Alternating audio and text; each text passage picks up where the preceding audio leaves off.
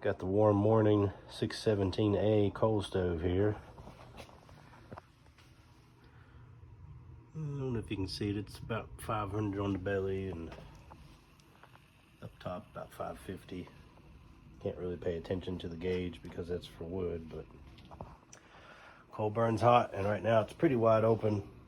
Got a lot of slack in there. The guy that brought me my coal, he didn't really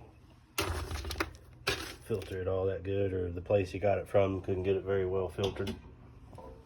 But as the other guy I follow on YouTube also has a coal stove, she's pretty angry. I like that saying. You can kind of gauge, before the temperature gauges, you can kind of gauge how hot it was in there just by how bright the coal is, but it's in pretty good shape. I wound up buying a backup stove and took the best brick out of it, and put the best ones in the bottom and put the okay ones in the top. That way when I got to replace the ones in the top, I ain't got to take it all apart. But this thing puts out some heat.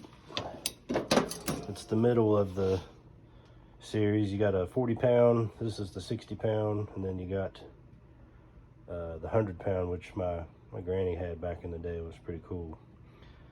But just trying to get it up. I like to get it nice and hot, especially when I'm working with a bunch of slack. Get it nice and hot, and then I can start topping it off. Honestly, right now I could probably dump a little more in. I got me a straight poker over there. I can poke down through there, but I did the math because I have a propane too, propane heat, and I think I've paid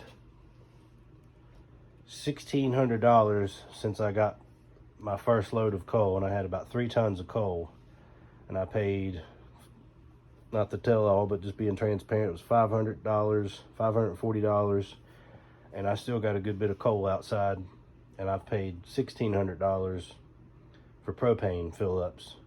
So more or less, I've got 3 times the amount of heat from this coal stove than I have the propane. So pretty cool, pretty old school. Shit ever hits the fan or the power or anything goes out, pretty well set.